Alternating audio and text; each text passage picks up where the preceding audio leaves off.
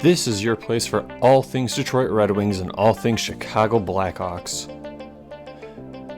With your hosts, Jordan Linscott, David Barnhouse, Nick LePage, and Tim Stompanato. This is the Stick Blade Podcast.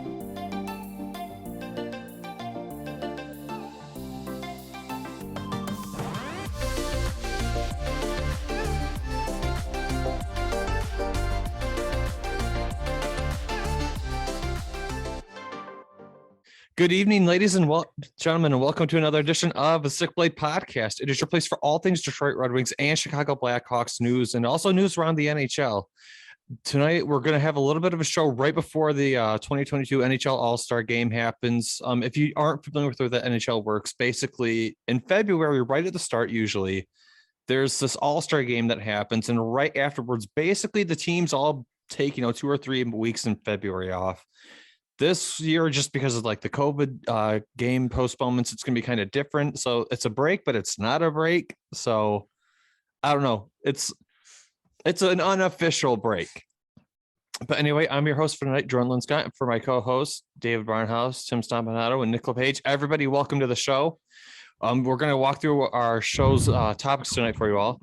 On the wing side of the podcast, Moritz Seider is continuing to step into his own, whether that be just on the ice, handling himself against other pros, elevating his game to that next level. The fact that Jakub Vrana is getting close to return to the NHL level, basically doing everything with the team except for contact drills at this point. Sounds like he's going to be in talks to the doctor in February, so we should have a pretty good timeline as of February when he's coming back. Givani Smith, continuing to throw the fists. We all pretty much enjoy watching guys throw fists, and he throws them, I'm pretty sure, more than anybody in the league at this point. And then finally, Filip Zadina snaps a scoring drought that has just been plaguing him this season. Has not had good puck luck, but he finally gets one. That's something to talk about. And then on the Blackhawks side of the podcast, the organization is in search of a new GM. And, we kind of talk about, some of these players who they've played for clubs, they come back and, they enjoy roles in some way. Eddie Olczyk, Patrick Sharp, and Marian Host will all be part of that advisory group for the GM search. Blackhawks ex-head coach Jeremy Colliton will be coaching Team Canada this year. Just kind of talking about what that might be looking like for them. Jonatan Toews is out with concussion protocol. We've seen it before with a lot of players. Sometimes it takes them a little bit longer, but just that's something to touch on. And then the really big piece of news to talk about is that, comments came out from the organization that everybody except for Kane, Toews, and Seth Jones, they're taking phone calls on now, not actively shopping, but they are taking phone calls. What might that mean long-term for the club? And then finally, they're going to have a media availability / town hall type deal. It's kind of hard to have a town hall with the weather that we're expecting to have, these next couple of days, but we're going to talk about that a little bit. And I think I really want to talk about, what questions need to be answered at this, because the Hawks, I think I've been saying it, and I think Tim, you and me both agreed, the organization needs to pick a direction they're going. Absolutely. Then the rest of the league, just 2 pieces of news that I really think are worth mentioning. First, Evander Kane makes the deal with the Edmonton Oilers official. It's done. It's happened. It's confirmed. He played his first game with the club. And again, we're just going to talk about this all-star break that's going to happen because it's kind of different this year. But I'm going to stop rambling and let's get to the show, fellas. Like I said, I'm your host for tonight, Jordan Linscott. Fellas, how are we doing? I'm doing great. Matthew Stafford's going to the Super Bowl. The Wings got Joe Veleno mic'd up tonight. I'm living the dream. I got a lot of strong words for Joe Veleno. Oh, no. He's the guy that put Toews in concussion protocol. I'm not happy with him. Oh, I didn't know that. Fuck him. There's our explicit rating. Well earned. We felt a little dragon, so I had to come up with the top a little bit. Yeah, no, I love it. I love it. Bring that energy. You're an energy guy, a glue guy for the room. Grinder. Nick, we're probably doing pretty well given the fact that Chicago Bears got a new GM, new coach. Could this be a new future? Dare I say the Bears are back? Well, what did the GM say? He goes, "We're gonna take the North and we're never gonna give it back." And I'm like, "That's what I'm talking about." Yeah, I was ready to run through a brick wall today. Oh, I'm fired up for him. I was watching. I'm like, this feels new. Like this doesn't feel. Wait a minute. Now excited. you know how I feel about Dan Campbell biting people's kneecaps off. Yeah, no, for sure. I love that. And hey, sounds like we might have some new blood in the management soon for the Hawks. Yeah, so it's a new era in Chicago. Pretty once the Hawks figure their shit out, but yeah, it's a new era in Chicago real soon. So exciting times, but yeah, things couldn't be better right now, boys. Yeah. I mean, you were just talking about, so I feel like let's sort of just jump into it right now. The Hawks are looking for a new GM.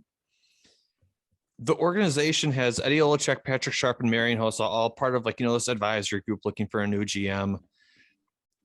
Nick, I think you're the one who were talking about the prediction after Q left. Yeah, what do you guys see them doing for a GM and the organization as a whole?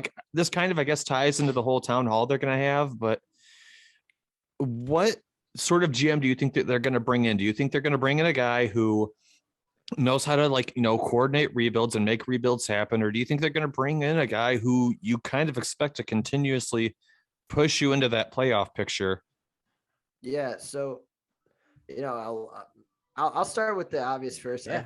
I think realistically, I think it's Kyle Davidson's job to lose at this point. I'm with you. It's another topic as we further get into the show, but the fact that they already came out to say, he came out and said anybody but Kane, Toews, and Seth Jones are available. That kind of shows he's running the ship right now. And he's gonna handle the trade deadline, because how are you gonna bring someone in at this time and evaluate the team with weeks to, not even weeks, who knows? They said maybe 2 weeks before the trade deadline that they'll have someone. And I just think it's too much work to hire someone and then evaluate the team and sell off for pieces. So as of right now, I think Kyle Davidson's probably going to be the guy. He's more than likely the guy, but they're doing due diligence and checking around the league. I also have a dark horse, but Tim, I want to get your thoughts on that first. Yeah, for sure. I love it. Well, first off, I want to point out, and this is something that I missed at first, and it's easy to get swept sort of under the rug with Hossa and Olczyk and Sharp. In addition, Mike Ford and his group at Sportsology have been assisting the Hawks from the start of the process, for the hunt for a GM. That's interesting to me that they're bringing in Sportsology, this outside group, as well as both hockey and Hawks organization minds, with also this other outside group. I dig that because it's two very unique perspectives. That said, I'm with you. I think it's Davidson's job to lose, especially since they've decided right now. And again, this could all change in a matter of days, but deciding not to have a president of hockey ops, deciding that the GM will answer directly to Danny Wirtz. And it sounds like the GM will have full reign over hockey. It would be hard for me to believe that someone would then come in other than Davidson and be ready for the trade deadline, be ready to start having a plan for their scouts and getting things ready for the draft and moving in.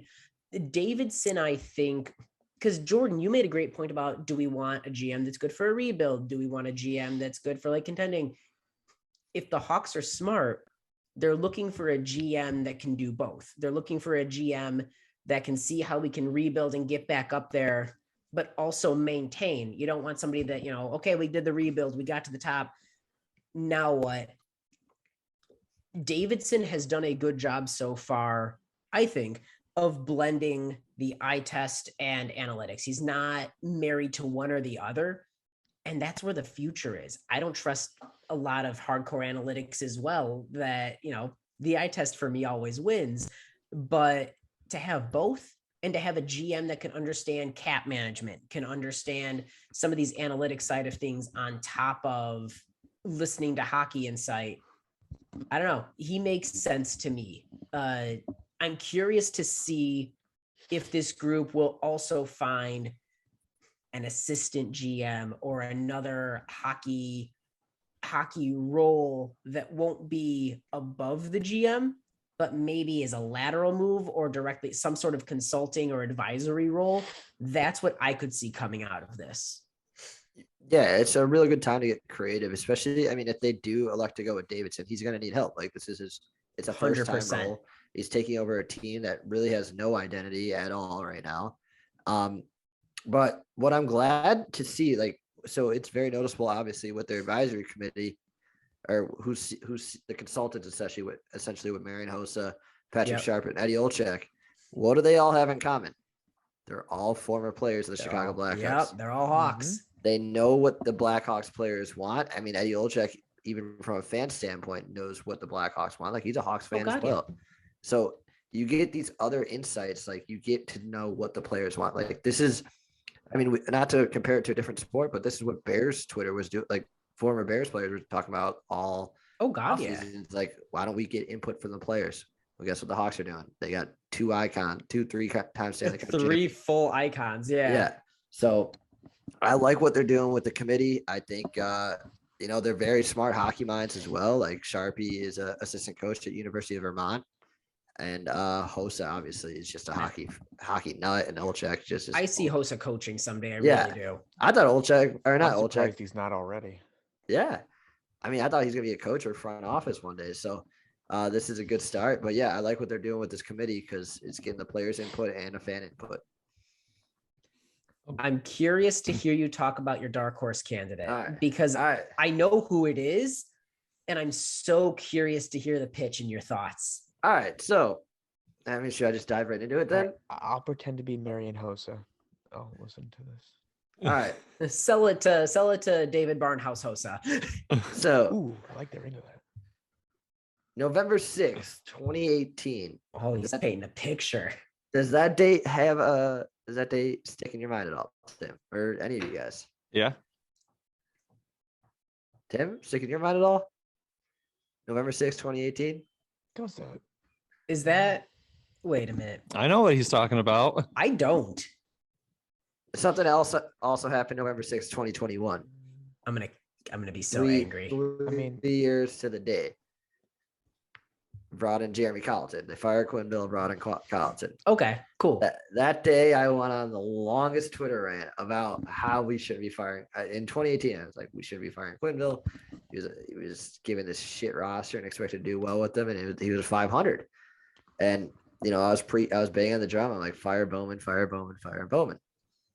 The guy that I've had in mind is the way the Red Wings went. Is bringing a legend, bringing a hockey freak, Chris Chelios. I'm in.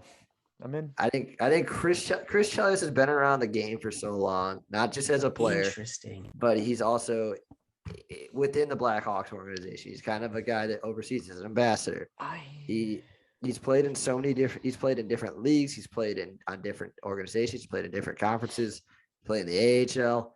Like the guy knows talent. He's been around talent his whole career, and I think he's like a Yzer. He would be the Blackhawks Yzerman. So here's the thing, I love it. I mean, I love Chris Chelios, but Yzerman didn't start as that's my big thing. Yzerman learned under Ken Holland, who at the time was still a really good GM. He still is, but he's faltered. He learned under Holland, got his licks, figured out how things work, and then went to Tampa and built that. I think you need to bring someone in who has experience and put a guy like Chelios as his assistant GM, and then fire the old guy into a cannon, into the sun. Boom, gone. Chelios takes over. I certainly wouldn't mind Chelios as a assistant GM to like a Davidson, or even like some sort of advisory role. Get him into management, because that was going to be my big question was, does he have any management experience? Because with GM, does he? Yeah, he was hired by the Red Wings to be advisor to hockey operations. Okay, interesting.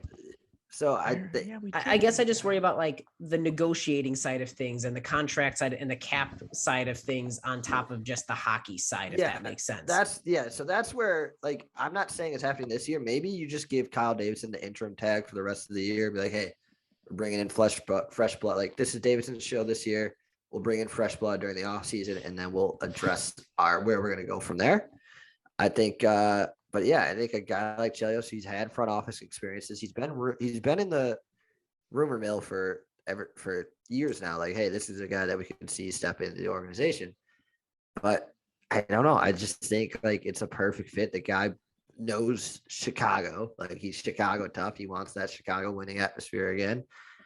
And yeah, he's just a hockey freak. He was a great player. He was a smart player. I know that doesn't transition to front office skills, but I just think a guy that's been around the game for so long, it's time for some kind of fresh blood. Now that said, what is he doing right now?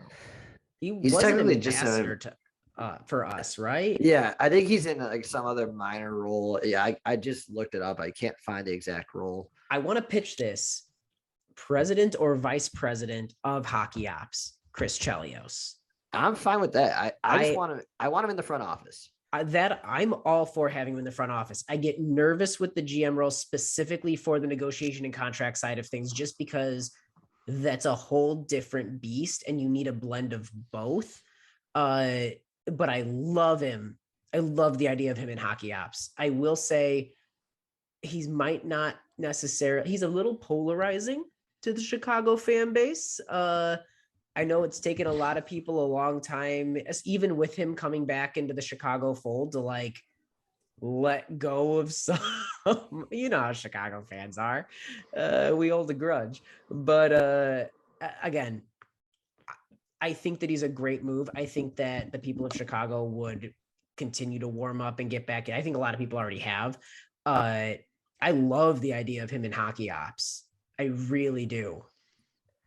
Yeah, I mean, it just seems like it would be a natural fit, just him in the front office somewhere. Especially he was not overseeing, but he was slightly in charge over there in Detroit. He had a role.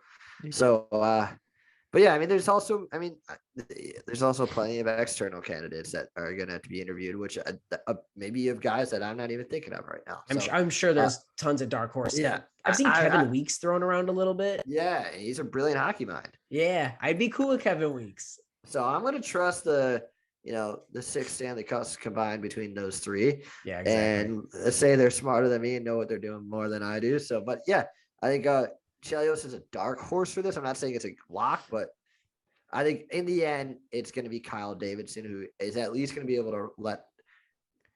able to ride out the rest of this season. I think this season is a trial interview for him. Yeah. I think depending on how the rest of the season goes, like I don't project you guys making the playoffs, but I can't imagine at this point with how he handles the rest of the season, especially if you guys do make trades at the deadline. I know he's going to have the bigger pull for those deals because he's the interim GM. This is, I guess, a trial process for him. I could see him, keeping the job, but I could also see them having them keep him, but then bring a guy like a Chelios or someone to kind of learn under him and possibly be groomed for that position. I mean, my view on it, like it's kind of ties to like the next thing I want to talk about. Like the comments came out, right, that like everybody except for like Kane, Toews, and Seth Jones is available, right? Yeah. So I would imagine like, and if I'm trying to figure out who my GMs are going to be for like, the next like year or so, even if like, let's say they're doing like a really hardcore search and they're not probably going to find a guy for about a year, maybe a year and a half. If they're seriously considering Davidson, I think what they should do is they should let him handle this trade deadline and just sort of see what he does and like see how well he does negotiating any sort of trades that they make, like any sort of like re-signings or stuff like that he handles. Like basically let him have the trade deadline, let him have, the off season. And then once you've seen what he's going to do, that point you'll have an idea. Okay, this is how this guy handles contract negotiations. This is how he handles a deadline. Do you like the moves or do you not like the moves? Given the parameters that you put him, like if you tell him like, hey, make rebuild moves, and he makes moves that you think make sense for a rebuild, and they're smart, you think he got fair trade. Okay, and if you don't think he got fair trade, okay, you can sort of evaluate from there. But I really think that they should give him the trade deadline and give him the off season. And you kind of just go from there. Yep. I mean, you kind of feel bad for the guy too as well right now. Like, yeah, he was slapped the interim tag, and like, but this is also a guy that's worked his way up the ranks within the Blackhawks organization for many years, and like, and the Blackhawks are so public about like this GM search. Obviously, we knew it was going on, but like, this is his trial run. Like, he obviously in the perfect world, he gets his job like for himself. Like, hey, this is this is what I want to do. This is my dream job. I want to be general manager. I want to run my team. But it's got it like it sucks because like it's getting to that important part of the year with being a general manager with a team on the brink. Like you got to address like, hey, we're sellers, and like this is a big time for him. Like he's evaluating the team, and it's just like kind of it's like a kick in the nuts for him. It's like, well, they're looking for potential guys outside of me right now, so he doesn't know whether to stand put or if he's going to impact this organization long term. I think regardless, he's with the organization going forward, but like who knows in what role. I think the big thing that stands out to me, you're right, with knowing and being public about the fact that the GM search is, hey, it's not just, Davidson. We're interviewing a lot of people. I am curious to see Davidson's moves from there. What's his strategy? Is he going to do what he genuinely thinks is best, or is he going to do what he thinks will get him the job? Now, realistically, if he's the right person for the job, what his plan is and his strategy is and making the correct moves that he believes will get him the job. But do you start to overthink it knowing you're playing for your job at that point? Like there's something to be said about even guys that are in contract years or guys that, are signed, regular players. There's a comfort that comes with that stability that allows them to play their game. Will this psych Davidson out, or will he be the pretty level-headed and rational person that we've seen so far? I'm very curious to see how this added pressure goes for him. And there's just so much, and I mean, even just for him right now, like there's, I guess we're kind of going to the next sub. Might as well, because it makes sense. We're tying these two together essentially. But yeah, I mean, he's evaluating this team, but like, not like you have decisions to make. You have a guy like Strome who's popping off and who's playing great in the role he's probably designed for, the top 6 forward. Yeah, he's a defensive liability, but that's not what he does. He's talented. Exactly. Like the Blackhawks can get in their own way if not many people are thinking about it. Sorry, I was stumbling over my words. You're good. Not many people are thinking about it, but they could easily get in their own way here too. Like if they want to bring in an outside source who has no idea that what's going on and what guys they know and how they see them in the future. Like Davidson has had the real grip on this team since Bowman was canned or resigned in the early part of the year. So you got to address a guy like Fleury. Like Fleury has a relationship with Davidson. If they bring in a new guy, obviously Fleury doesn't have one with him. So it's a scary situation. Like Kubalik, what are you gonna do with him? Calvin DeHaan, what are you gonna do with him? Dylan Strome, he's popping off. Is he part of your future? Do you sign him to a bridge deal again? Again, right? Another bridge. Is this a bridge too far for Dylan Strome? There's just too much to consider, and like especially with everybody being on the block, I don't know. It's just a tough situation to come into 3/4 through the season.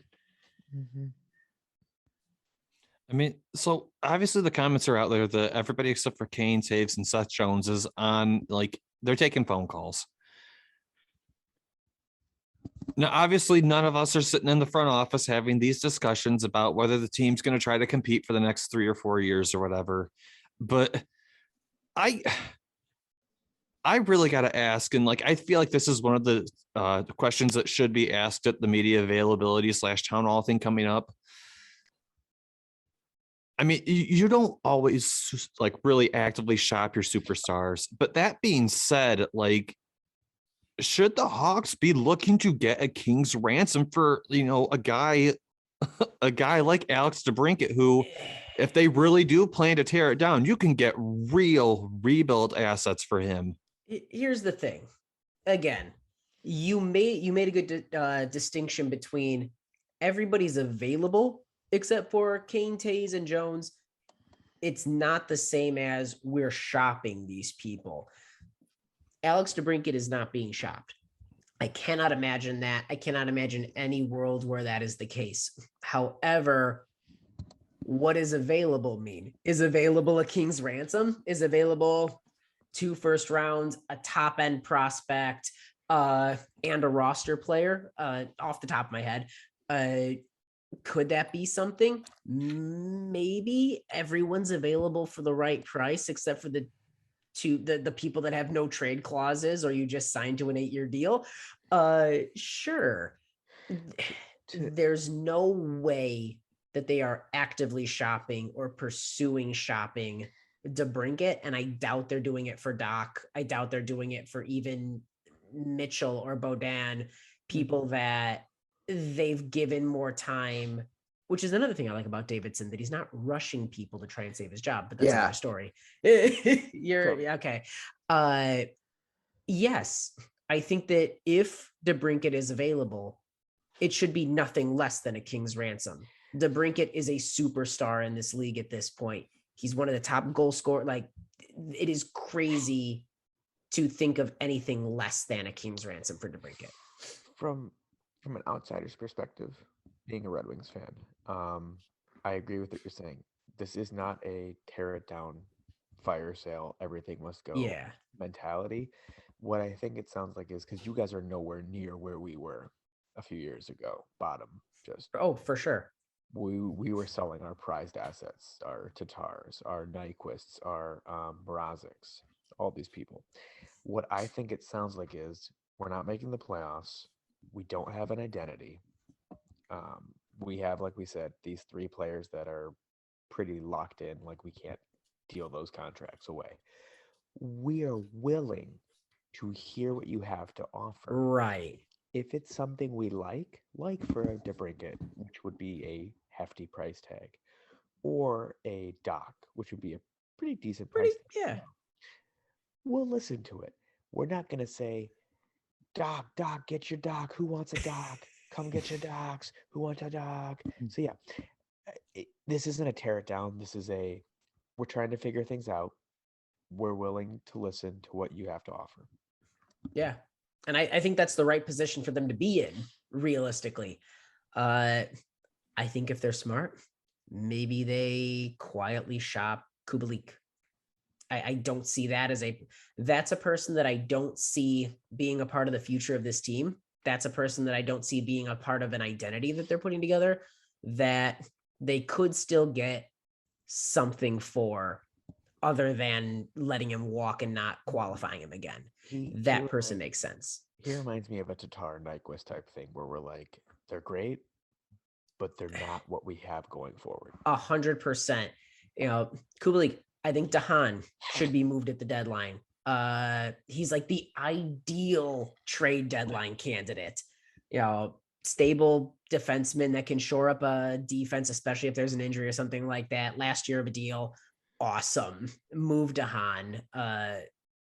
I think Fleury sounds like a realistic possibility if he's open to go to a team. And it sounds like there's rumors out there that he might be open.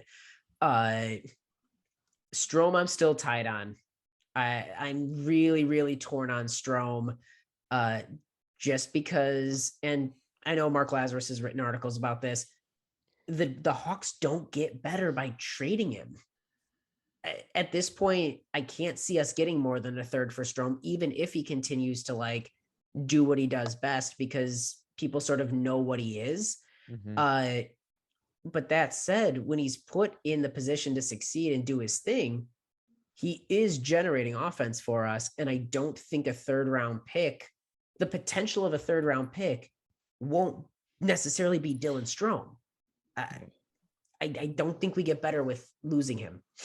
Oh yeah, I mean, Mark Lazarus and Scott Powers actually talked about it on their podcast. It's like, what good is it trading Dylan Strome? Like, you get, maybe for a 2nd round pick, you listen.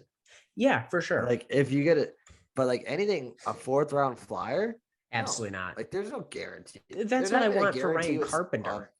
Yeah, there's not even a guarantee with a mid 1st round pick. Like, if you want a 1st round pick in the NHL for a lock, it's a lottery pick. And this year, out of all years, this is the year you don't want a first round pick, which Right. kind of works out for the Hawks because they don't have one. But yeah, I mean, a guy like Strome, I don't see like he's 25. Like he's young. He's still young. He's still young. It is And- crazy to say like, oh no, he's done. Like we've seen this with guys where like they get to like 27. Ryan Hartman is the first line center of the Minnesota Wild right now. Like Yeah. that happens. And didn't we get a second and third for Matthias Janmark last year? Yeah. Like Second and third from Vegas. there is no way in God's green earth that Matthias Janmark is worth more than Dylan Strome. Like that's bonkers to me. And he's one of the only people on our offense right now that does things.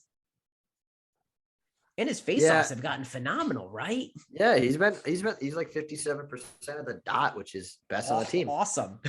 So it's such an interesting He's such approach. a weird, yeah. Yeah, I mean, you can't really do much. Like I said, Fleury, you don't know what he wants. Like you don't want to betray the guy. Like It's got to be in partnership with him going where he wants to go and figuring out, hey, you're the team that he wants to go to. What do we got to do to make this work? Like, yeah. So it's going to be interesting. Obviously, we're about another month and a half till the trade deadline, which is with this year. So next couple of weeks are huge. And yeah, I mean, everybody's on the block, I guess. And like you said, with DeBrincat, it needs to be a king's ransom. But even then, you want these draft picks to turn out to be guys like Alex DeBrincat. Right. And Alex DeBrincat is arguably one of the biggest steals in draft history. Yeah, that's why, I don't know about you guys, David and Jordan, but like, yeah, 2 first-round picks and a prospect sounds great, but you hope those picks and prospects turn into an Alex DeBrincat. And like, that's the thing. Like, if you're trading DeBrincat, like, you have to assume he's getting probably 2 firsts. You're probably going to get like a third attached to it, and then you're probably going to get like a B grade prospect. Like, you're hoping one of the firsts turns into Alex DeBrincat, and then the other first rounder is just bonus. And even then, you don't know for sure if either of those first rounders are going to be DeBrincat. And it's a tough one because, like, assuming like when Kane is gone, if they trade DeBrincat, like, where is their winger depth at? Like, Hagel's our number 1 winger at that point. They don't have any. Because like, you can't tear it all down. Buffalo and Edmonton are great examples of why you can't do that. It would have been like if the Red Wings had traded Larkin when they were selling everything off. Like, I truly believe that DeBrincat's going to be the next captain of the Hawks. And you want to keep somebody that has that fight, that has that determination, but is also a legitimate superstar. He is who you build the core around moving forward. I don't know. Realistically, I think that by the end of when the deadline passes, the 3 that are going are Fleury, Kubalik, and Dahan. I don't see any realistic circumstance because, frankly, I don't want a B prospect. I want an A prospect and 2 first rounders for DeBrincat. I think he's worth it. I don't think, yeah. If I get anything, if we do trade him, that's what I want. But I don't even know if I want that. Yeah, because you hope that A-chip prospect becomes DeBrincat. Yeah. Like, it's stupid. We've got our guy. The only way for that really to work out is if both those first round picks are like top 6 talent. Right. Exactly. You need to hit on both of those and that prospect to be a decent, not even a decent depth piece, like a top 9 or a top 4 D man. It turns into top 9 or top 4. It's just such a shitty situation. It's so tough because this team has no identity. Like, we don't know what they want to do after this year. They have the pieces to go and try. But obviously, we've seen how this year worked out, and it just didn't add up. Well, and our defense is pretty set because we signed Murphy to that extent, the 4-year extension. McCabe is still on the first year of a 4-year deal. Like, Seth Jones is there. That is 3. We've got Stillman for a few years, and I really like the way Stillman's playing, and they're still letting Galvis, Mitchell, Baudin, they're letting them cook. I don't see any moves. Like, we're not tearing down our defense because what's to tear down? It's there. And I don't see anyone else on our roster. I mean, you could get a good ransom for Hagel, not a crazy thing, but you could get a good return for Hagel.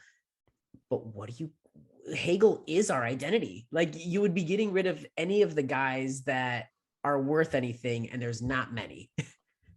Yeah, I mean, these would all be good questions to ask at the current upcoming event. Oh, it's almost like there's a town hall coming up. Yeah, Jordan, why don't you lead us into that next? Yeah, so we've kind of been talking about it a little bit, just this whole show about the Hawks really needing to figure out, their identity. What are they doing with management? Like, what is not even just like, the 5-year picture, but what is like the 2 or the 3-year picture for this club? And I mean, I feel like there are a lot of questions that Hawks management needs to answer, and answer truthfully, not answer and then you change the answer next year. Like, Hawks management needs to answer a lot of questions with concrete answers.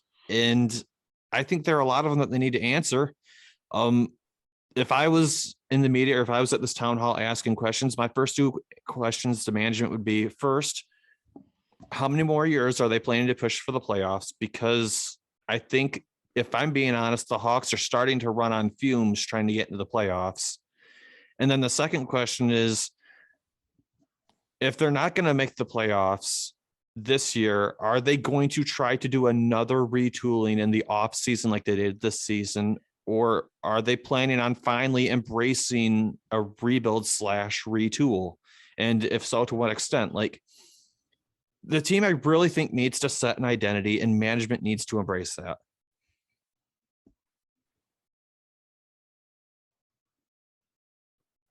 Yeah. I don't know. Apparently Nick can't hear I was like, me. I don't know if Nick can hear right now. But I'm hearing you. And while Nick deals with that, no, for sure. I'm very, very curious about this town. There's a lot that needs to be addressed. I'm very, very curious. Again, I think a lot of the flipping back and forth every year, part of that was Bowman, or it was McDonough before, the refusal to admit and acknowledge a rebuild. Then it was Bowman saying, okay, we're going to go for it. No, now we're going to do a rebuild. Hey, wait a minute. We got something last year. He made a lot of moves. And again, it is naive to think that in that last year, he wasn't scrambling to make moves to save his job. I will be the first person to say that you'd be crazy not to include that in there. I think now what the Blackhawks want more than anything is a little bit of stability, a little bit of goodwill. And I don't see us tearing down, but I do see us trying to continue to build and move forward.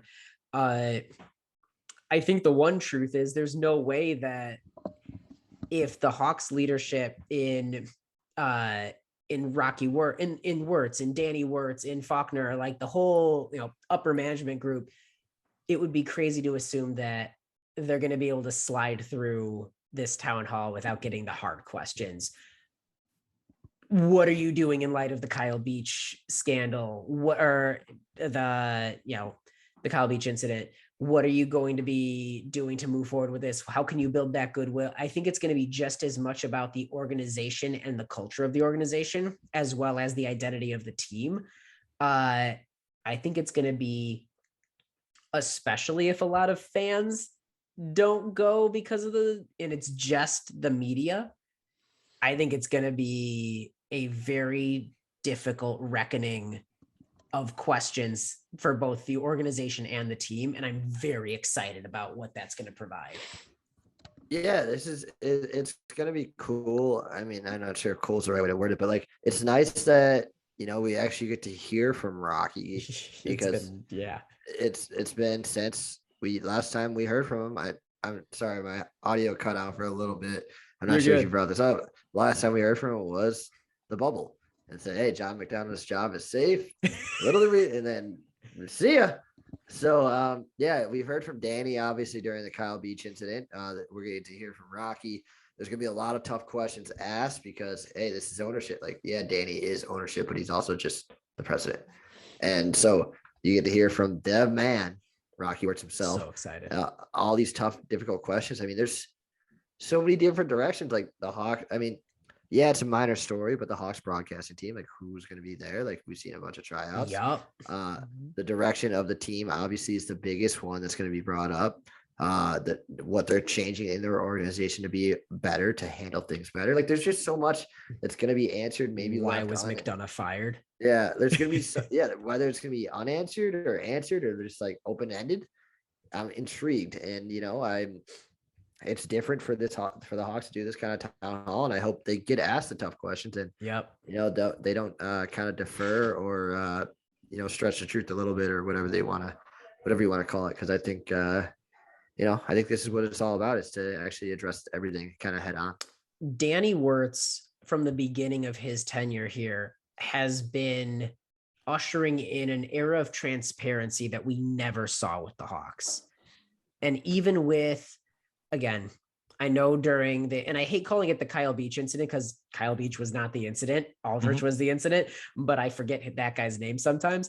But during that whole thing, there was a lot of like legal stuff going back and forth, but they, Danny Wirtz had that, okay, we're going to release the report. We're going to do this little, whatever. I give Danny Wirtz a lot of credit so far because he hasn't given me a reason not to. I think that this town hall is the next step in transparency within the organization. We might not get answers to a lot of hard questions that will be asked, but we might get the start of something. And I don't think that's a bad thing, because you're right.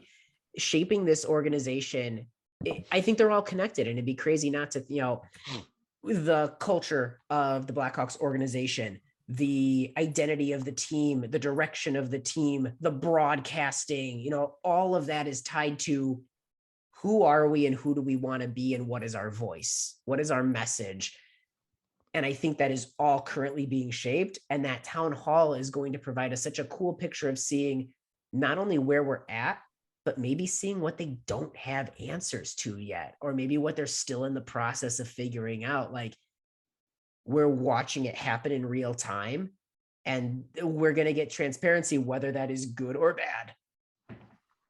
Like, yeah, I mean, oh, go ahead, George. I was to say, like, that's actually one thing I have to give the Hawks organization a little bit of credit for, is like, after this came out, like, transparency has really became a thing that they're focusing on. Like, good. So often, like, general managers would like to just not necessarily hide, or like even like organizations like to do, like, hide behind their desk, but like they don't make it a habit to go out in front of everybody and have these press conferences and like these talks, not unless they get prompted to do it.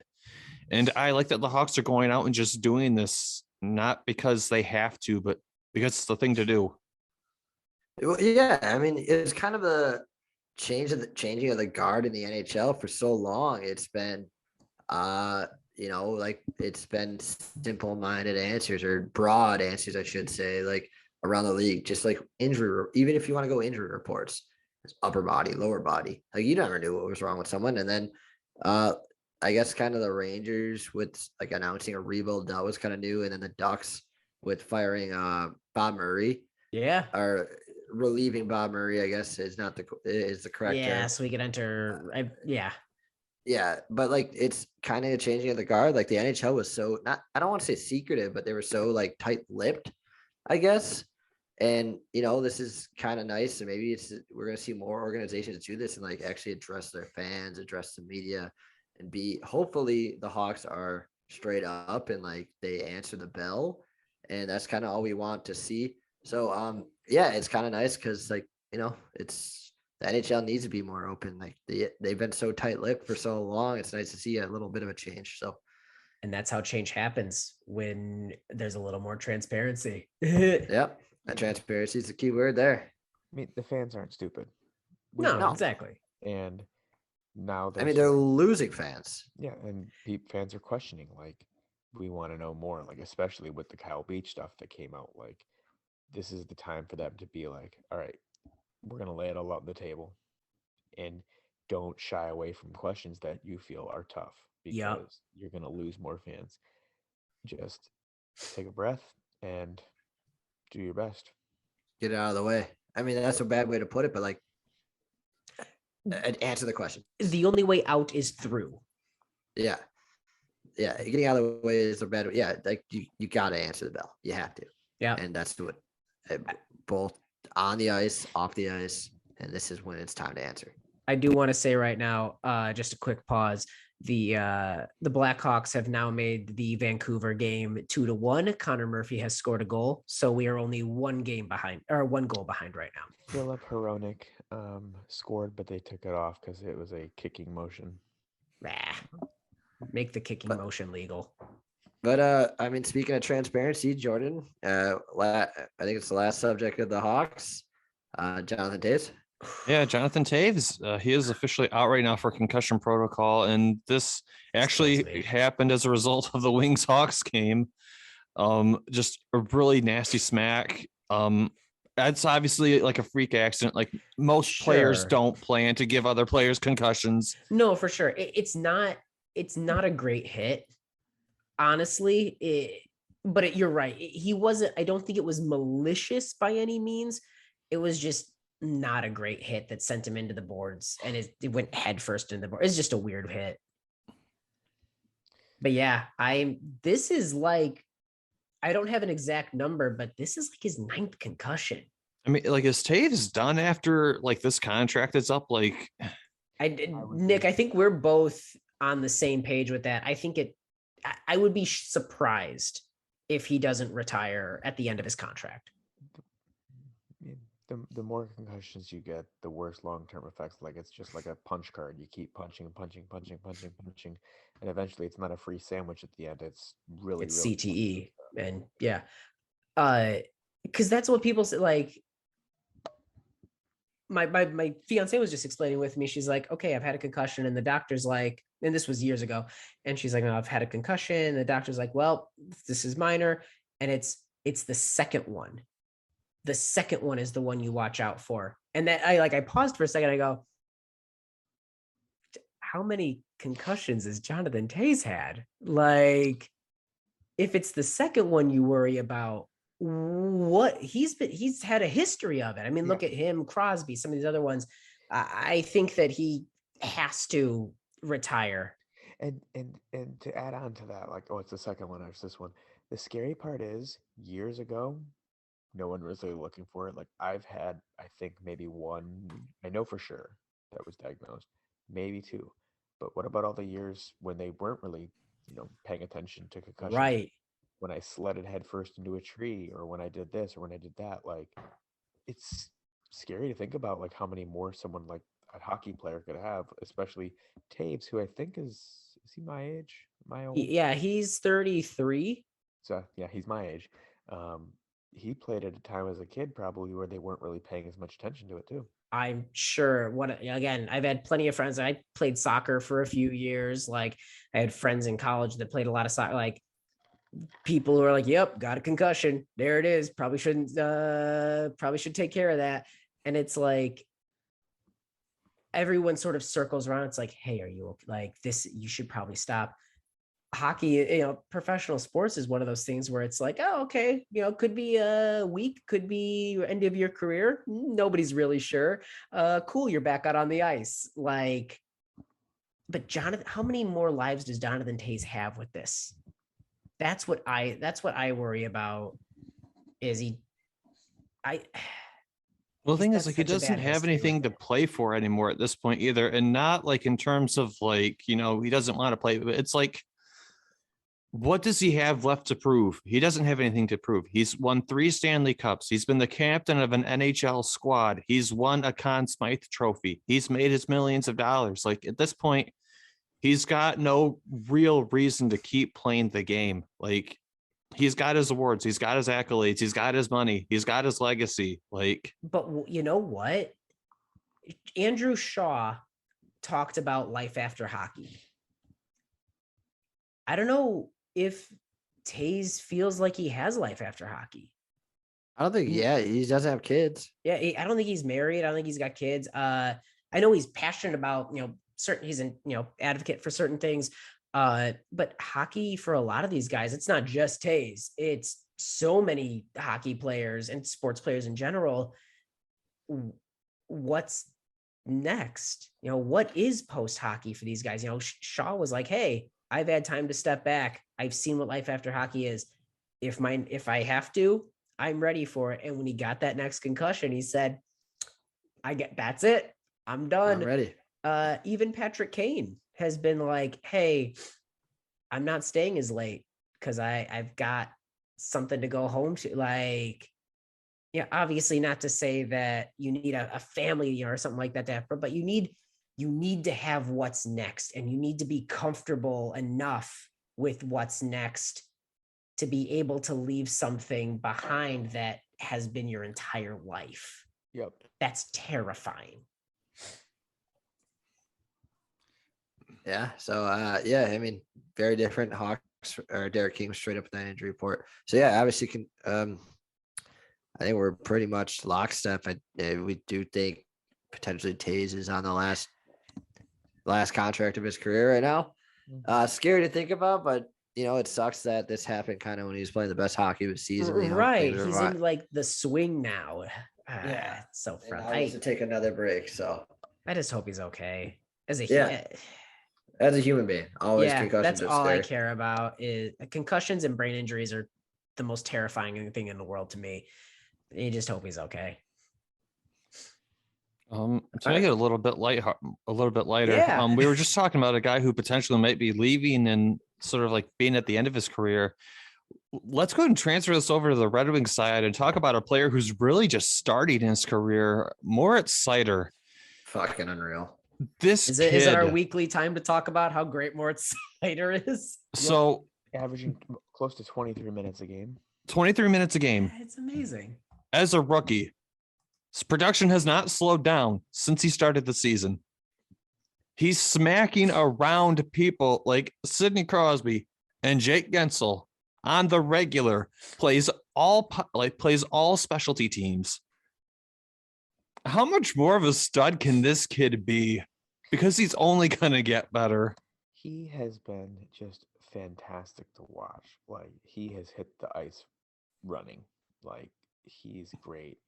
I mean, we have two of the top rookies in the league currently. Seider has 29 points. The next defenseman under him has 19. So he has a 10-point lead on the next rookie defenseman under him. The sad thing is, like, I hear everyone saying Seider should win the Calder Cup. Calder Trophy. Problem is, it's going to go to Trevor Zegras most likely because he's had two flashy plays. He's just unreal now. I'm with you. Like, Ray No, and yeah, Seider have both. I don't know. No, I was that was kind of just like a comment in my head. He's unreal, but yeah. I mean, Raymond has the most points among rookies, followed by Zegras, followed by Seider. Seider, however, is a defensive workhorse machine who's putting on 23 minutes a game, who hasn't slowed down production-wise, who is taking down all-stars. Like, he's putting guys like Crosby in his pocket. There was a point in the game in Pittsburgh where Crosby should have been able to score. He got a cross-ice pass, beautiful touch. Seider hustled to catch up and deflected the puck as he shot it. It's a thing of beauty. The kid, if the world was fair, he'd win the Calder Trophy, but life and the world aren't fair. No, I still think he's going to. I think this is all part. I think the NHL is woke, as the kids say these days. I think the NHL is a little bit woke. How like their West Coast players don't get shine. Like Connor McDavid really doesn't get marketed that well. Trevor Zegras does a couple of cool things, like a lot of cool things actually.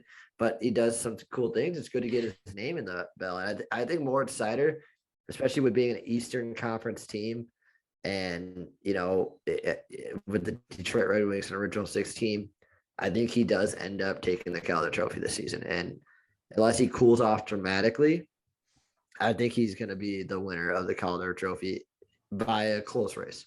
But is Trevor Zegras good for the game of hockey? Oh, The shut up, spirit of the Tortorella. game of hockey. What I can't happened to the stand John intangibles, Tortorella. the Oh. grinder mentality, honest hockey? Dude, Tortorella, like, he told people to F off the other day, didn't he? Like, Probably. It sounds like Torts. like on a TV intermission thing, he was talking. Like, he had like a little rant or something. There was like something on Reddit about it, on the hockey subreddit. I don't know. He's a maniac, of course. Yeah. Like, of course he did. I love his hot takes. I hate his hot takes. But no, I agree with you, Nick. That Trevor Zegras is playing exciting, flashy, fun hockey, and that should get acknowledged. Where kids are trying to replicate Zegras goals and Zegras moves. That said, even above Raymond, Moritz Seider is playing the game of hockey in such a way that he's shutting down top people across. I don't know. There are arguments to be made but again, what is the definition of the rookie of the year? That's the big question. Yeah, I mean, it is tough because, like, I mean, did Dowling won it his rookie year, right? No, Dowling didn't. No, Was that the year that what's his name, Cale Makar won? No, Makar didn't. Just gotta cut in real quick. yeah, please. Jordan Osterley just scores off the faceoff to win it in overtime. Must be nice. Hawks lost 3-1. Empty net was the final goal for Vancouver, but the Hawks have now lost 6 of their last 7 games. And Cool. I can confirm. Fire Confirm they Colliton. are not. Oh, wait. Fire Colliton again. Oh yeah, we didn't talk about that. We'll quickly go over. Yeah, it's Colliton's head fine. coach is- Yeah. Fire. It doesn't matter. Fuck that. All Claude right. Anyways, Julien back to the movie. slipped on the ice that Colliton mysteriously waxed before he got out there, and now Colliton's the coach. But no, seriously, about Seider, and like the crazy thing about this is he's putting up like this sort of production and like this sort of performance when he's carrying Danny DeKeyser, and His husk of a that's not a knock Yeah. on Danny DeKeyser, but like the guy got older, he slowed down like almost every single NHL pro does, but he's doing this carrying a guy at the end of his career. he had back surgery. Like he's been rebuilt. Another young, or I guess 2 young guns that I kind of want to talk about also with the Red Wings. Givani Smith, man, this kid loves to throw down, and What a beaut. I love him. He's our new grinder. He'll go out there and fight for the team, and I love it. He secured his role. And he scored a beautiful putback goal against Pittsburgh. So like he can do multiple things with those hands. Excellent. And like I've seen people talking about him online. They're like, the Wings could go out and get like a fighter anywhere. Yeah, that's true.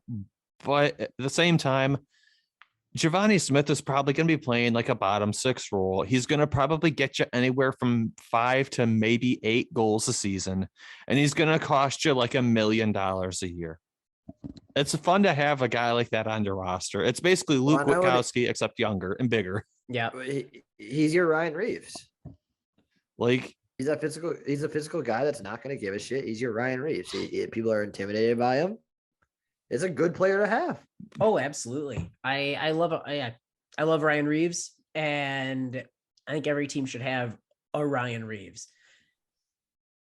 Not an entire bottom 6, but like one of that guy. Yeah, 1 or 2 if we're feeling crazy. But The Hawks have 13. Yeah, exactly. And Kane. Team with Ryan Reeves, just clone him and make an entire team of him.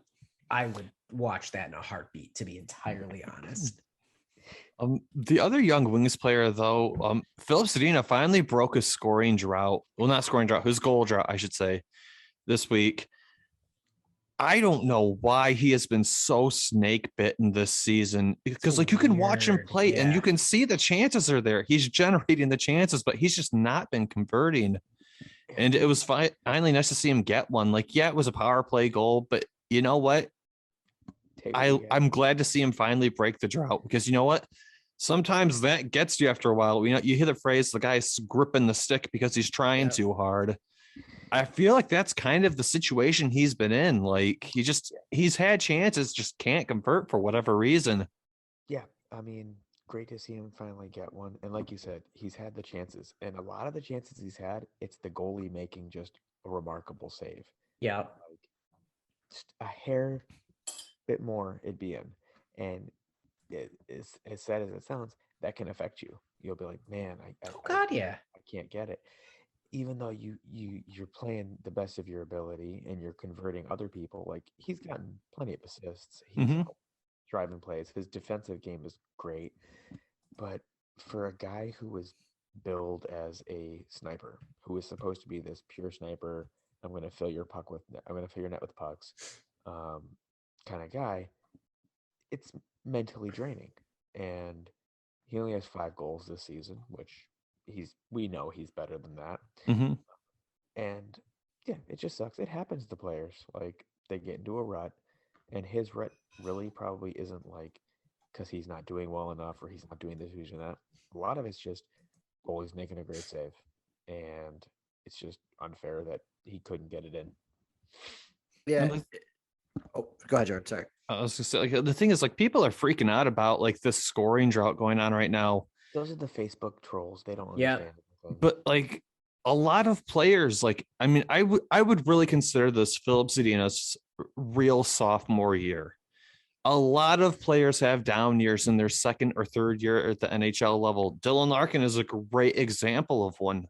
Like his second year in the NHL as like a centerman, his stats were not that fantastic, to put it one way. Like sometimes players, they come in, they play really well. The league adjusts to their style.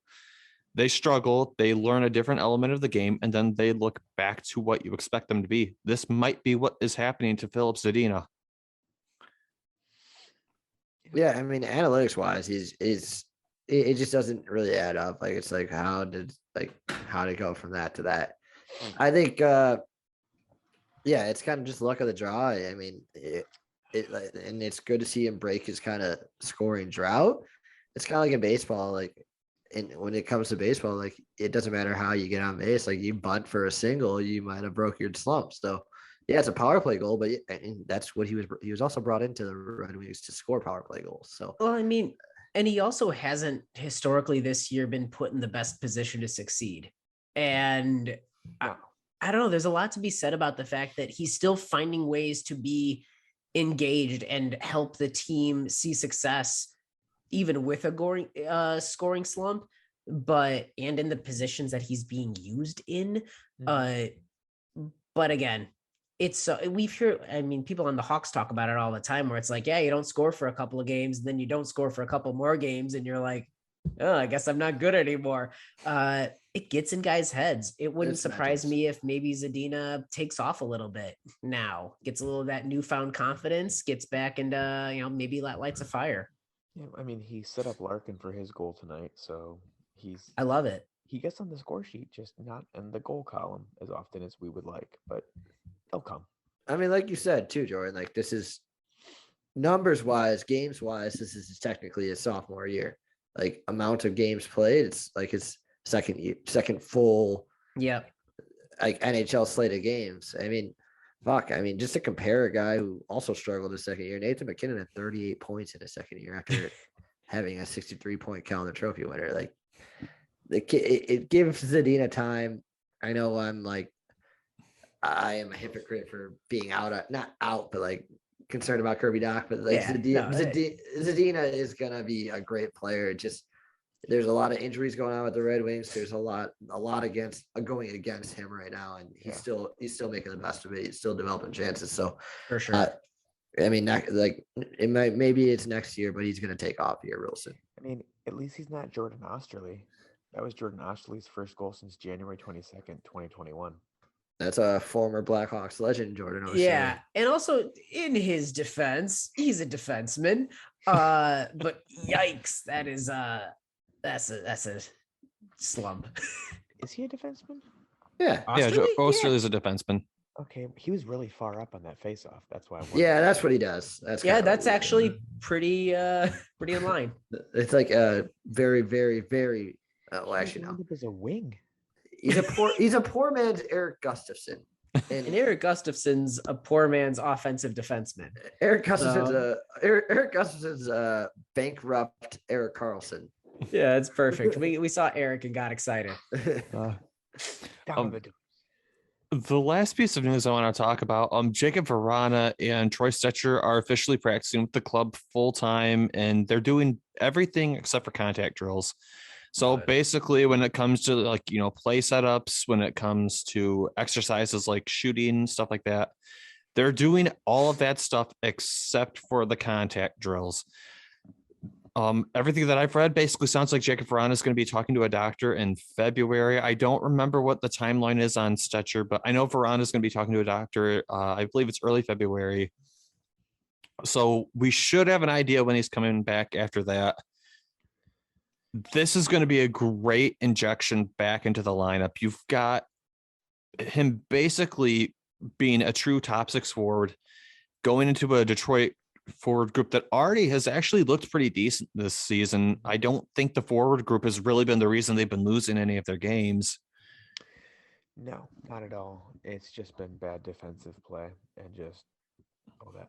But yeah, you insert him into this lineup and you could see him help a lot of those players we've been talking about improve. Put him with a Zadina. Put him with Zadina and Suter, and you've got a legit second line. Yeah, Oh God, yeah. The check line. You put them together, Suter on the faceoffs. He's been doing well there. And you've got literally Suter, who's a playmaker. You've got Vrana, who's a goal scorer, and Zadina, who's a playmaker, goal scorer. Like, these guys could easily play Awesome. I mean, I don't think anyone's really been talking about him much this season, but I actually kind of want to give like a silent nod to Peter Suter. Like, he's actually looked like sneakily good this year. He did a nice little spinorama move to get past a Ducks player earlier. It's really nice. Yeah, you guys are welcome for us discovering him. Yeah, he's a stable, consistent guy, and especially like he knows how to get the puck to the right people. He does the little things right. He's not an all-star, but he doesn't have to be. He can complement people well. You can play anywhere in your top nine. You can put him on Definitely. the first line. You can put him on the first line.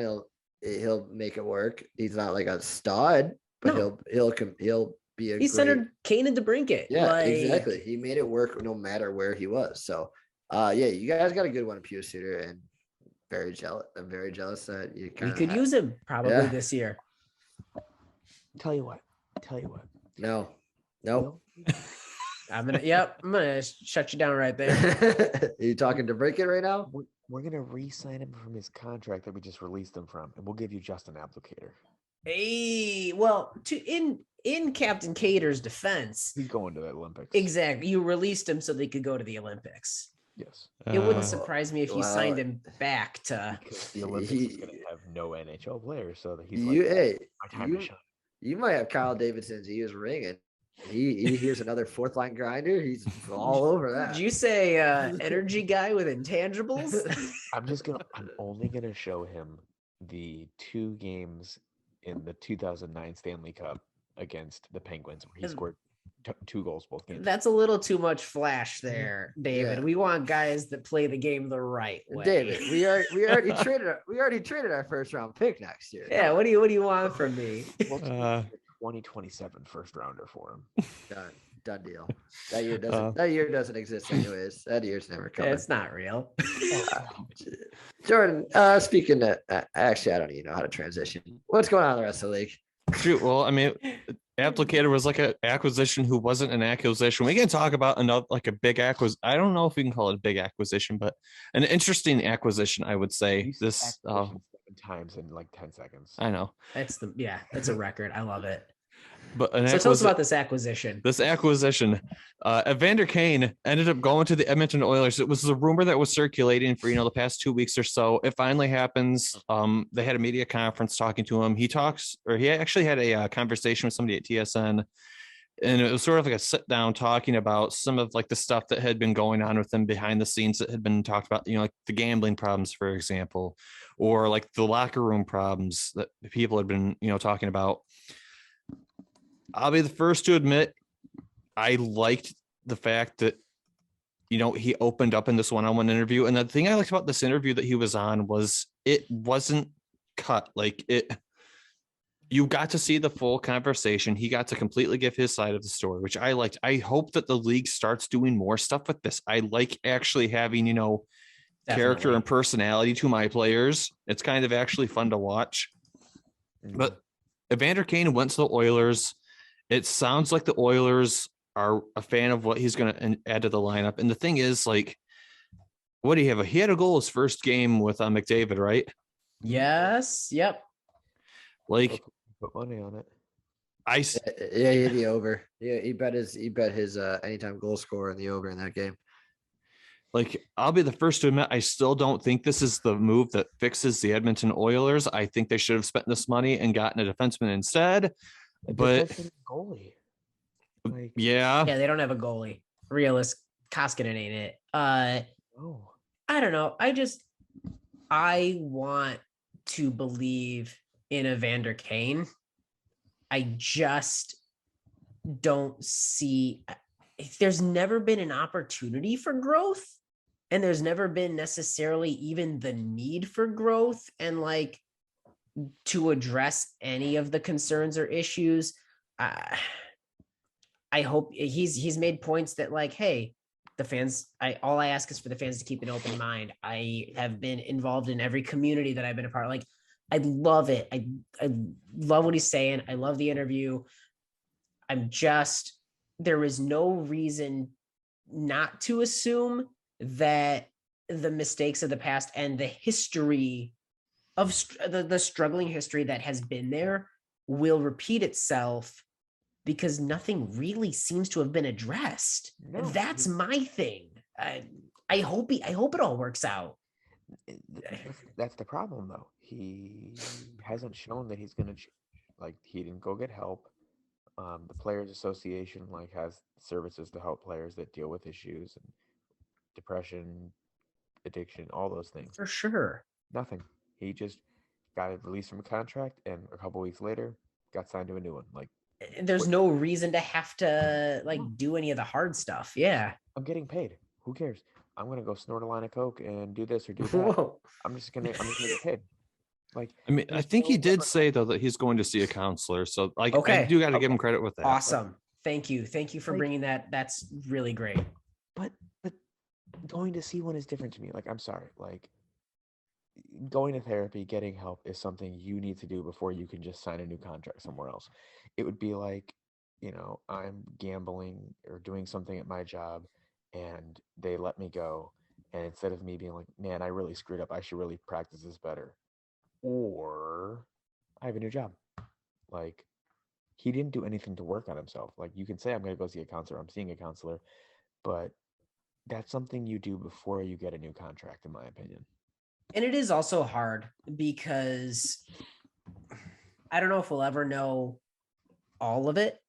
I don't know if we'll ever, again, it's very easy to hear all the different sides of the situation. I just know that I don't know, there's some pretty unfortunate legal troubles and that have been better documented than than Evander Kane's side of things. I don't know. I hope as a human being, again, I want the best for him as a human being.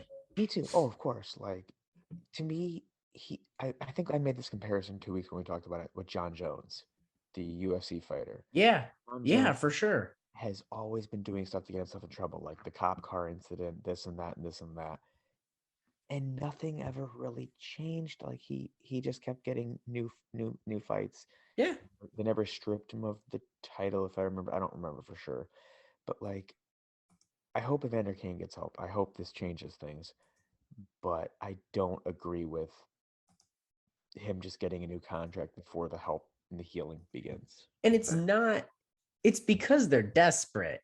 It's not because they believe in Evander Kane and want to. For another forward? What's up? Are they desperate for another forward? They're desperate for anything. It's Edmonton. I mean, they've just been desperate. Yeah, they know if they don't do well this year, McDavid might be wanting out. If anything, it feels kind of gross that it feels kind of like they're taking advantage of Evander Kane a little bit. I don't know. Yeah. This feels gross to me that like they're putting, hey, it doesn't matter. This guy can score a lot of goals. Let's throw him in there and see what happens. We see it in the NFL all the time. I mean, in sports in general. Oh God, yeah. You're talented enough.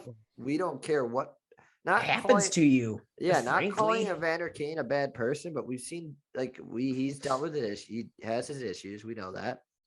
I'm not calling him a bad person, but like we've seen bad people in other sports get second, third, fourth chances because they are otherworld talented. Yeah. And that's the merit for the new chances. You're very talented, not, hey, you've done a lot of really hard work. And like, I'm very impressed by how far you've come. Mhm. Come on in. Let's do this. I mean, yeah, Nick, to go with your point from my alma mater, Antonio Brown.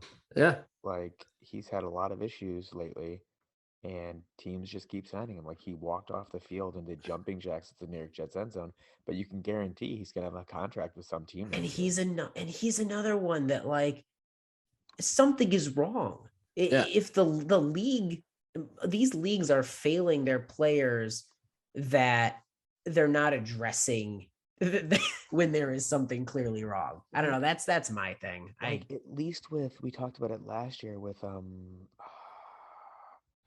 Caps player Kuznetsov. With the cocaine and all that stuff. Like, he was suspended. He apologized. He worked his way through it, and he came back. What had Evander Kane done? What has he had time to do? Yeah, I mean, yeah. Sorry, true. Yeah, this one's, to me, because if I'm Kane and somebody offered me a contract, yeah, I'm gonna take it. Like, especially if there's issues with addiction right there and his bankruptcy, like he'd be crazy not to. Yep. It's the team in the league that is really taking advantage of, hey, we can get this top goal scorer at a bargain price because like he's damaged goods. Like, let's scoop him up. It feels bad. Dirty. It feels really dirty. It feels dirty. And I don't like the move. This is why, like, athletes, they're not being held to a higher standard. And like the teams especially, like, you have to realize that there's a problem with someone, and before signing to a contract, get them help. Like, well, I mean, you have your players associations. What are they doing? I mean, that's the union they shouldn't just be filing grievances. They should actively be like, again, who knows what's happening behind closed doors? We don't know. They might have, or they might not have. I don't know. In the labor of sports and entertainment, it's athlete first and human being second. And that's a sad reality. Yeah, it's something I have a lot of trouble reconciling my love of sports with my empathy for humanity sometimes. Agreed.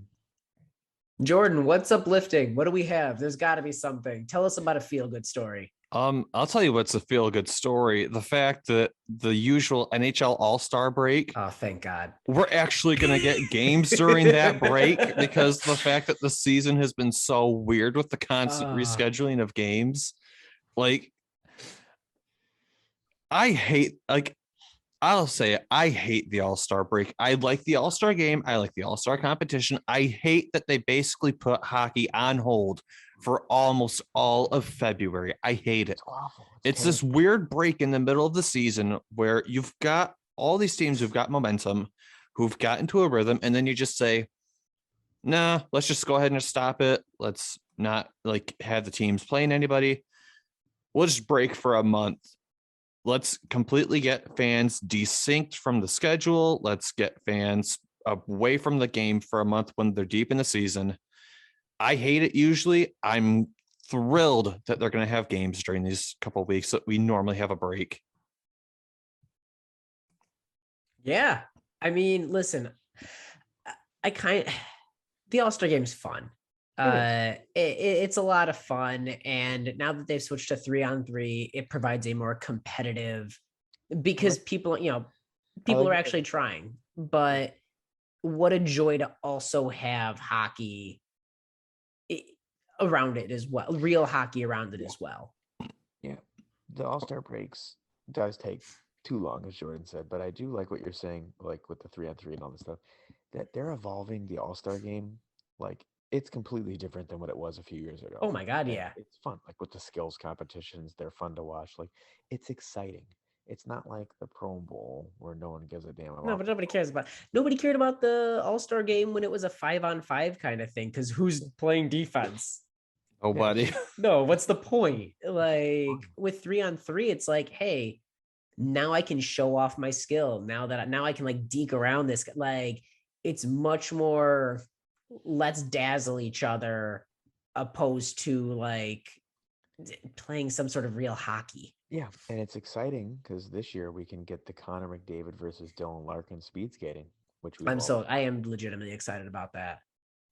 Like the thing about the All-Star game, and I've never really understood why they have the break afterwards, is because like you've got the All-Star game and you're trying to get people hyped around these players, right? So what do you want to do after you watch these guys having awesome games? You want to go watch them play regular season games with their teams. But guess what? There are no regular season games to go watch. Like, I mean, I understand it. Like the players on vacation, it's like yeah, I mean, I understand your point. Like I'm just playing devil's advocate. It's a vacation for the players for sure. The ones that aren't in the All-Star game love it. Yeah, they get to go golf. They get to go play 36 holes for 2 days and get to enjoy their time with their family or whatever. They get to go drink, let loose a little bit.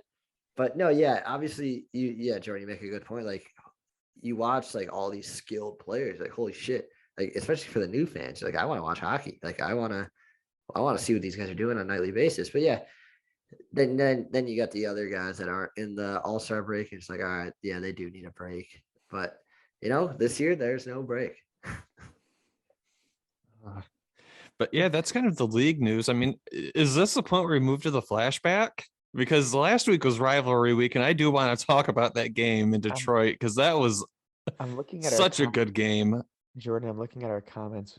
Your friend Aladdin really doesn't like the Blackhawks. He does not know. So do we just jump into the flashback? Because I do want to talk about that game in Detroit because what a game. Yeah, I'm happy to talk about the game in Detroit. That's our win. That's our one win in like the past 8 games. Can we just talk about that game? Yeah, frankly. I don't remember it. My memory is very hazy. It was 8-5. Talk about a barn burner. So you guys almost gave it up too. All right. So for anybody who didn't catch this game, this is how that game went. The first 5 minutes of the first period, the Wings came out flying. It looked like it was about to just be like a complete like train plowing over. And then the Wings crumbled for about 15 minutes. You had a deflector goal from Strome. You had a goal from Kubalik, who basically he picked up like a what's it called? A post hit that landed right next to Nedeljkovic. He just basically scoots it in. You've got a clean shot from Strome on not a breakaway, but just he sort of like split the defenders, got a nice angle, shoots clean, great goal. The fourth goal, who was it? Wasn't DeBrincat because he had the power play one. I think it was Strome again. It was Strome again. Yeah, Strome had 2 goals. So yeah, Strome had the 2 goals. You had the Kubalik goal. I'm trying to remember who the fourth goal was in the first period. But so anyway, the Hawks are up 4 goals by the end of the first 20 minutes, right? If you watch Lafferty. So if you watch any normal hockey game, you're like, oh, this game's already over, right? Not so fast. The Wings come out in the second period, score 3 goals on the Hawks. It's sitting 4-3 going into the third. They've got a game at this point. The third period happens. The Hawks and the Wings each trade a goal. And then you watch, they both trade a goal. The Hawks took another goal to go up to 6-4. Yeah, was it 6-4? Yeah, 6-4. The Wings got one more, and then Nick Leddy just gives away the puck in the neutral zone. It goes 7-5, and then an empty netter. What a game, fellas. The momentum swing. I really thought the Hawks were going to throw away a 4-goal lead. Yeah, me too. And I'm not thrilled about that. I think you're the one that said just watch the Hawks blow this lead. I did, because if there's one thing I know about the Hawks is sometimes we get a lead. Most of the time, that we have like a substantial lead. That's it. We're done. It's okay. And we blow it. And of course, we spent all of our offense on that game, 8 goals, and we can't. Let's see what we lost by, 0-2 against the Avalanche on the 24th, 5-1 on the but we do 8-5. You were saving them up for us. You were Yeah, saving. I said it to one of my buddies while I was watching the game with that night. It's like, I'm like, yeah, it sucks right now. Everything kind of is dark and gloomy, but anytime you beat Detroit, it's a win. It's a good, absolutely. especially when you only play them 2 times a year. But yeah, you want to talk if all you young hockey players, as Eddie Olczyk likes to say, if you want to talk about if you want to learn defense, just look at that tape and just throw it out, because that is not how you play defense in the NHL. Nobody played defense in an 8-5 game. Nobody played defense. Yes. Shout out to everybody that took the over that game, because holy shit, you are big winners. I felt so bad. I told my buddy, I'm like, take the under, dude. Like, they're playing a Vezina caliber goaltender in the Hawks, and they're playing Alex Nedeljkovic, a guy who's got like a 93 almost save percent for the Wings. Like, this is going to be a low scoring game. No. 13 goals later. Jesus. I felt so bad. That's so funny. Honestly, I don't have much input on the Hawks. The rest of the flashback, I didn't get to watch much. I was busy over the last little bit. Yeah. And that was really the only highlight of the last few games. Yeah, honestly, some of the games, like, we were competitive, at least. Like, we lost to the Wild on the 22nd in overtime, 4-3. Friday's game against the Avalanche was a 6-4 loss. Like, it's not the worst in the world, but we cannot figure out ways to win. And that, aside from Detroit, of course, and man, that's deeply concerning to me. Yeah, that's where I'm at with the week. Anything else for you guys in Detroit? Or I mean, we beat the Penguins in overtime. Had no business winning that game. I'm fine with that. I work with and I'm friends with a lot of Penguins fans, so it was fun beating them. We completely threw the lead versus Toronto. What was it? It was 4-2 going into the last bits of the third, right? Yeah. Like the last 10 minutes of the third period, we were up 4-2. Like, so you expect the team to maybe let up another one, and then they just play trapped for like the last 5 minutes or whatever, right? No, apparently not. Yeah, we crumbled. Let's see. We were up 4-2. Boom, boom, boom. I mean, they just beat Anaheim tonight, and 2-1, and it was overtime. You said Osterley got the game winner. Yep, and then halfway through the third period, they scored to make it 4-3. 2 minutes later, they scored to make it 4-4, and then about 6 minutes later, 5-4, and then a minute and a half later, 6-4 empty netter, and then another empty netter. I mean, it's the Toronto Maple Leafs. The team only plays offense. They don't play defense, but still. Oh, Morgan Riley's doing his best. He's it, but he's doing his best. I mean, Detroit had it pretty rough. I mean, they only won 2 games these past 2 weeks. They basically just beat Pittsburgh in the shootout and then Anaheim in overtime. So no regulation wins at all, which is kind of hard. But I don't know. The Dallas game wasn't bad because, again, it was an overtime game. Toronto completely exposed the fact that this team still needs work on the defensive side, though. Stars of the week, though. Who are your guys' stars of the week? Dylan Strome. Dylan Strome had a hat trick against Detroit. It's nice to see him get going. It's like 11 points in 9 games now. Yep. That's the number. He's on a little tear right now. Yeah, and if he maintains that consistency, maybe he's a big part of the organization going forward. But yeah, I mean, I think he's the no-brainer, especially with the Hawks struggles, and then kind of like the big star in the game against Detroit. So yeah, I think Dylan Strome is the runaway guy for us. Took the words right out of my mouth. Yeah, Dylan Strome. Absolutely love to see him on this. Again, I still think he's a part of the organization's future, even if it's not a big part of it. But good to see him have a good week or two. Yeah. What about you guys? For me, it's going to be our captain, Dylan Larkin. I mean, he's got 23 goals now in the season. I think his goal against Toronto was what I'm thinking of, where he like just flew into the zone by himself and just scored a remarkable goal. He had a good goal tonight. He's really kind of, like we keep saying, he's just that leader on and off the ice for this team. So he's my guy. I love it. I mean, I kind of got to agree. It's got to be Dylan Larkin at this point. Like the guy goals in both of the past 2 games. He's an assist guy. He continues to impress and really is at this point the building block for the Detroit Red Wings to build around. Like I have yet to see a game this season, I think, where I can really say he took the game off. Yeah, he's given his best effort every game. We can move on to the flash forward at this point. For anybody who doesn't regularly tune into the show, basically what we do is we talk about the week that's coming up for both the Wings and the Hawks, and just sort of what we expect if we're looking at the schedule.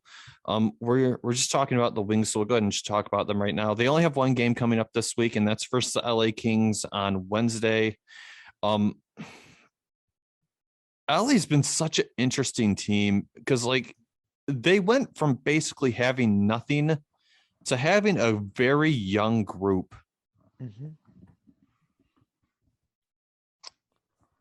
Because like what is it like 23 and 15 or 23 and 16 right now, right?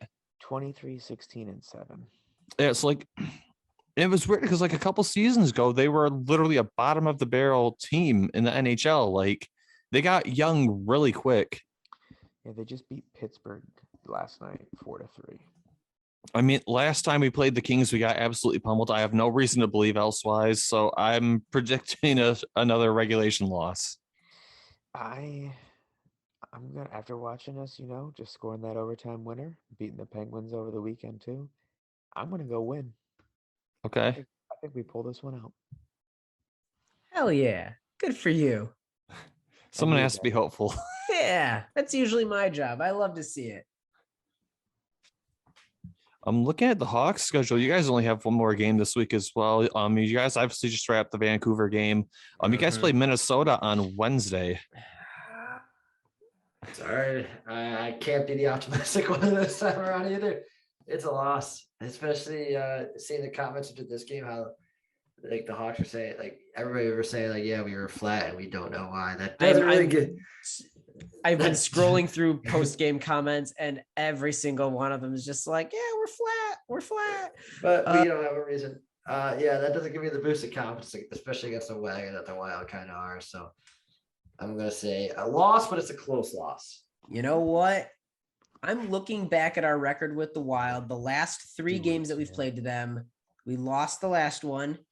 We lost the last one in OT. We won one in regulation, a 5-1 on October 9th. And on October 7th, we lost to them in OT 3-2. That means we're due a win in regulation. So I believe law of averages, we're going to balance out. We're going to win this next one. All right, fellas. I'm reaching. Lord, I'm reaching. Though, at least you're optimistic. You have something you're hoping for. I mean, I gotta, right? Good to have hope. Well, I think that's going to be it for our show. We've gone through all the topics. We've gone flashback, flash forward, but I don't have anything else on the docket if you gentlemen don't. So let's go ahead and just wrap this sucker up. Obviously, if you're still tuning in or watching the show, we appreciate you guys tuning in and giving us a listen or a watch. At the end of the day, this is a show. It's by fans for fans. There's no corporate sponsors or anything like that. So you get all the fresh takes, all the hot takes. Basically a bunch of uncensored opinion, which is kind of fun to do. If you liked us in what you heard or watched, there is plenty of ways for you to get in touch with the show, give us feedback, questions, comments, whatever. We're on Facebook, we're on YouTube, we're on Twitter, we're on SoundCloud, we're on Apple Podcasts. You can even email us if you want to email us. The email address is stickbladepodcast@gmail.com. So whatever the social media currency is of choice that, you like to consume your podcast on, we're probably on it. So feel free to give us, a like, a follow, share, whatever it is. It helps us improve, helps us spread. And at the end of the day, it helps us make this show better for you guys. So feel free to do it. Hold on. I can't let the streak end Buffalo sucks. Yeah, get 'em. Obligatory roast of Buffalo for the week. We can't let that streak die. Absolutely not. But with all of that being said, this has been another edition of the Stick Blade Podcast. You all take care of each other, take care of yourself, stay safe. And in the meantime, we'll catch you all later. And we'll catch you guys on another edition of the Stick Blade Podcast. See you guys later.